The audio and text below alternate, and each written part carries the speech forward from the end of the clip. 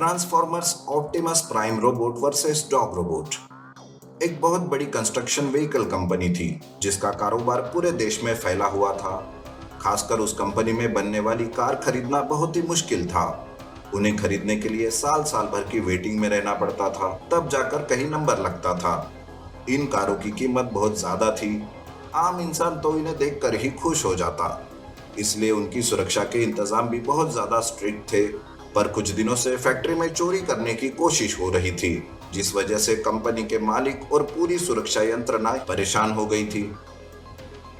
इतनी कड़ी सुरक्षा के बाद भी हमारे यहाँ चोरी हुई है, ये कोई छोटी बात नहीं। करोड़ों रुपए के नुकसान के साथ साथ मार्केट में मेरा नाम भी खराब हो रहा है। मुझे लगता है हमें सुरक्षा के इंतजाम और बढ़ाने चाहिए। सर, इस बारे में हमें हमारे सिक्योरिटी एजेंसी से बात करनी होगी। मैंने उन्हें अभी बुलाया है, वो किसी भी वक्त यहाँ आते होंगे। ठीक है, उनसे बात करके ही कुछ हो सकता है। थोड़ी देर का इंतजार करते ही उनके सामने सिक्योरिटी एजेंसी के चीफ हाजिर हो गए। उनके चेहरे पर चिंता साफ दिखाई दे रही थी। वो देख मैनेजर ने ही खुद उनसे इस बारे में पूछ लिया। सर, क्या बात है? आप कुछ परेशान नजर आ रहे हैं। कहीं कोई बड़ी प्रॉब्लम तो नहीं आ गई? प्रॉब्लम तो बड़ी है, पर हमारे पास इसका हल है। कैसी प्रॉब्लम? कुछ विस्तार से बताइए तो हमें भी समझ आएगा। और आपकी इतनी कड़ी सुरक्षा यंत्रणा के बाद भी चोर अंदर घुसा कैसे, और इतनी महंगी कार चुराने में उसे सफलता कैसे मिली? सर, मैंने हर कोने में सीसीटीवी कैमरा सेट किए थे और वहां मुझे चोर की झलक साफ दिखाई दे रही है। उसे देखते ही आपको समझ में आ जाएगा कि वो सुरक्षा यंत्रणा को तोड़कर अंदर घुसा कैसे। सिक्योरिटी इंचार्ज उन लोगों को वहां वो सीसीटीवी फुटेज दिखाता है जिसमें चोर कार को चुरा कर ले जाते हुए दिखाई दे रहा है। उस चोर को देखते ही सब हैरान हो जाते हैं। वो चोर कोई इंसान नहीं बल्कि एक डॉग रोबोट था, जो बड़ी ही आसानी से सारी सुरक्षा यंत्रणा को फेल करके उन गाड़ियों को चुरा कर ले जा रहा था। ओह नो, ये तो कितनी आसानी से गाड़ी चुरा कर ले जा रहा है। ये तो बड़ी गंभीर समस्या है। अब इस चोर को कैसे पकड़ा जाए? कोई भी इंसान इसके सामने तो टिक ही नहीं पाएगा, ना इसे चोरी करने से रोक पाएगा। हमें चोर की सोच से 2 कदम आगे चलकर सोचना होगा। हमें उसी के टक्कर का कोई उसके सामने खड़ा करना होगा। क्या आपके पास ऐसा कोई है जो इस डॉग रोबोट को आसानी से पकड़ सके? जी जी सर, जैसे कि मैंने आपसे कहा था, हमारे पास हर मुसीबत का हल है। इस डॉग रोबोट को बस एक ही रोबोट हरा सकता है, वो है ट्रांसफॉर्मर्स ऑप्टिमस प्राइम रोबोट। इसके सामने अच्छे अच्छे भी टिक नहीं पाते, फिर ये डॉग रोबोट क्या चीज है? तो देर किस बात की है? आज अभी ऑप्टिमस प्राइम रोबोट को काम पर लगा दो। किसी भी कीमत पर उस रोबोट को रोकना और पकड़ना बहुत जरूरी है। सबने मिलकर यह तय किया कि ट्रांसफॉर्मर ऑप्टिमस प्राइम रोबोट को चोर को पकड़ने के लिए लाया जाए। सिक्योरिटी इंचार्ज ने अपने स्टाफ से कहकर तुरंत ऑप्टिमस प्राइम रोबोट को चुपके से वहां लाया। उसे डॉग रोबोट का वो सीसीटीवी फुटेज दिखाया गया और खास इंस्ट्रक्शंस दिए गए कि उसे सिर्फ रोकना नहीं बल्कि किसी भी कीमत पर पकड़ना है। पर इस बात की खबर कि ऑप्टिमस प्राइम रोबोट को वहां लाया गया, इसकी कानो कान किसी को भी होनी नहीं चाहिए। ये बात बस उन तीनों तक ही सीमित थी। इंतजार सिर्फ इस बात का है कि कब वो डॉग रोबोट फिर से चोरी करने आएगा, और उसके आते ही ऑप्टिमस प्राइम रोबोट बड़ी आसानी से उसे धर दबोच लेगा। सब लोग ऑप्टिमस प्राइम रोबोट के भरोसे निश्चिंत होकर बैठ गए। 1-2 दिन ऐसे ही गुजरे, लेकिन डॉग रोबोट ने चोरी करने की कोशिश नहीं की। सबको लगा शायद कहीं से ऑप्टिमस प्राइम रोबोट को यहाँ लाने की भनक उस चोर को यानी डॉग रोबोट के मालिक को लग चुकी है, इसलिए वो अब चोरी करने नहीं आएगा। लेकिन उनकी सोच तीसरे दिन गलत साबित हो गई। डॉग रोबोट हमेशा की तरह फिर से कार की चोरी करने के लिए आ गया। उसके आते ही ऑप्टिमस प्राइम रोबोट अलर्ट हो गया। जैसे ही डॉग रोबोट एक कार को उठाने गया, ऑप्टिमस प्राइम रोबोट ने पीछे से उस पर अटैक कर दिया।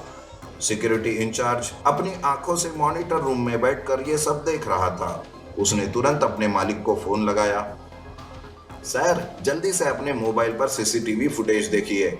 आज वो डॉग रोबोट किसी भी हालत में ऑप्टिमस प्राइम रोबोट से बच नहीं पाएगा। ओह, फाइनली चोर आज आ ही गया। उसे हारते हुए देख मुझे भी मजा आएगा। मैं अभी देखता हूँ। ऑप्टिमस प्राइम रोबोट को देखते ही डॉग रोबोट डिस्ट्रैक्ट हो गया और उसने अपना ध्यान ऑप्टिमस प्राइम रोबोट की ओर ही रखा। वो समझ गया कि वो दुश्मन है और इसे हराए बिना वो कार की चोरी नहीं कर पाएगा। डॉग रोबोट एक ट्रेन डॉग की तरह ऊंची ऊंची छलांगे लगा रहा था। वहां बड़े बड़े डंपिंग ट्रक, बुलडोजर, कंटेनर्स रखे थे और वो एक के ऊपर एक छलांग लगाता हुआ घूम रहा था। ऑप्टिमस प्राइम रोबोट उसे देखते ही रह गया। थोड़ी देर के लिए वो भी चकरा गया। अरे ये क्या हो रहा है? कहीं हमारा रोबोट हार तो नहीं जाएगा? अरे सर, इतनी जल्दी हार मत मानिए, बस आगे देखते जाइए। डॉग रोबोट का कॉन्फिडेंस बढ़ गया था, लेकिन उसी वक्त ऑप्टिमस प्राइम रोबोट ने एक ही झटके में उसे नीचे गिरा दिया। वो संभल पाता इससे पहले ऑप्टिमस प्राइम रोबोट ने उस पर फिर से हमला कर दिया। लगातार वार होने के बाद भी डॉग रोबोट उठकर खड़ा हो गया और ऑप्टिमस प्राइम रोबोट से लड़ने लगा। दोनों काफी देर तक आपस में लड़ते रहे।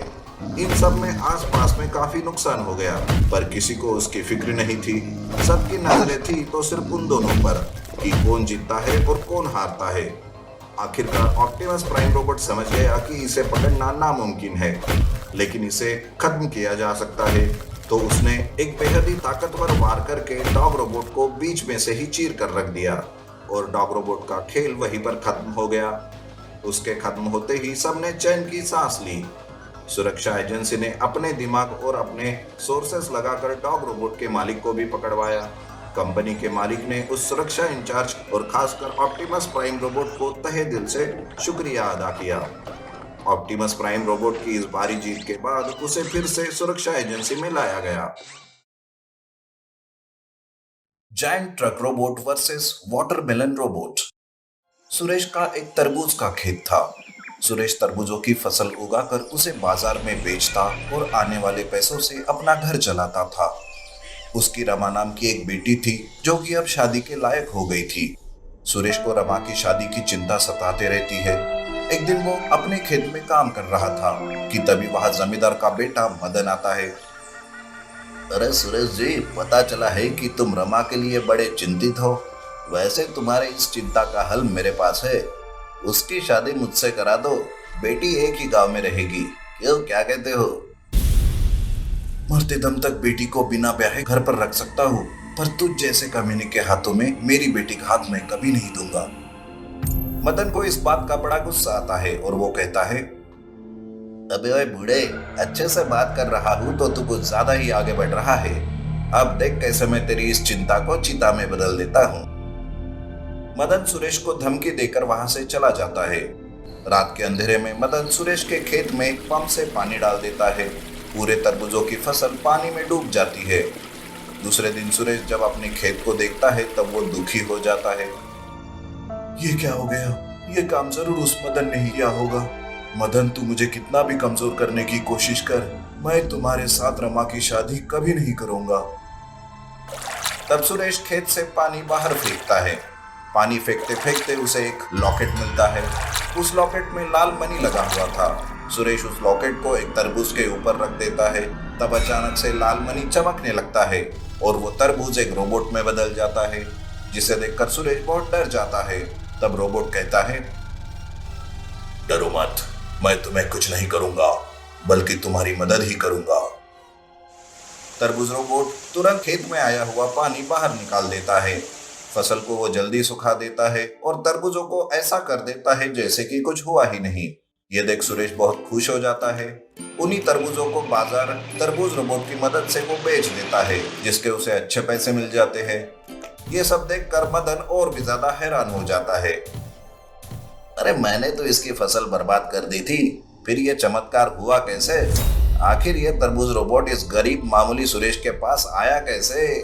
इसका जरूर कोई मंत्र होगा जो कि मुझे जल्द से जल्द ढूंढना होगा। मदन सुरेश का पीछा करते हुए उसके घर आता है।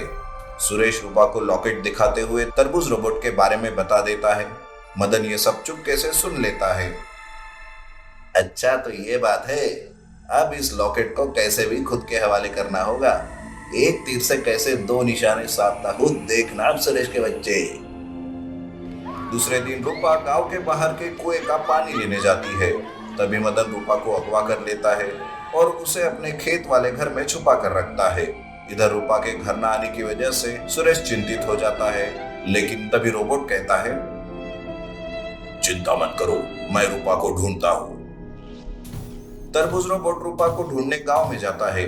तभी मदन सुरेश के पास आता है और कहता है, अबे सुन, रूपा मेरे कब्जे में है।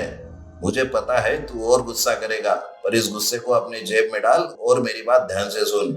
अगर तुझे रूपा चाहिए तो लॉकेट मेरे हवाले कर दे। मैं रूपा से शादी का भी मन से निकाल दूंगा। और हाँ, उस तरबूज रोबोट को ये बात मत बता। मैं तो मर जाऊंगा पर रूपा को भी मार डालूंगा, समझे? नहीं नहीं, रूपा को कुछ मत करो। तुम्हें लॉकेट चाहिए ना, मैं दे दूंगा, बस तुम रूपा को छोड़ दो। सुरेश वो लॉकेट मदन के हवाले कर देता है।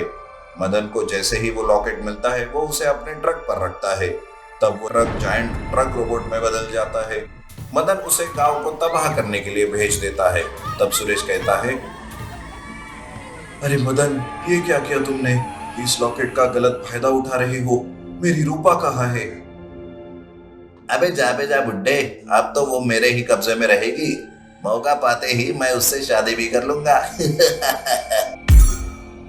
मदन लॉकेट मिलते ही अपने बात से मुकर जाता है। सुरेश अपना सर पकड़ता है। उसे अपनी गलती का एहसास होता है। उधर गांव को जायंट ट्रक रोबोट तबाह कर रहा था कि तभी उसे तरबूज रोबोट रोकता है। उन दोनों के बीच लड़ाई शुरू होती है। तभी आसमान से एक विशाल सुपर रोबोट ट्रक वहां प्रकट होता है। रुक जाओ तुम दोनों, लॉकेट की वजह से तुम दोनों बने हो। तुम इस तरह लड़ाई नहीं कर सकते। तरबूज रोबोट तो अच्छा था, पर ट्रक रोबोट विशाल सुपर रोबोट की बात ही नहीं मानता। तब विशाल रोबोट उसे मार मार कर उसे पुर्जे पुर्जे ढीले करके तोड़ देता है। तरबूज रोबोट अब मदन के पीछे लग जाता है।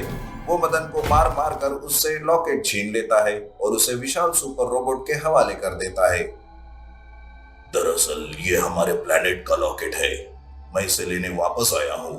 तरबूज रोबोट, तुम यहीं पर रहकर सबकी मदद करते रहो। इस तरह विशाल सुपर रोबोट वो लॉकेट लेकर वापस अपने ग्रह चला जाता है। तरबूज रोबोट रूपा को ढूंढ लेता है। रूपा को सही सलामत देखकर सुरेश भी खुश होता है।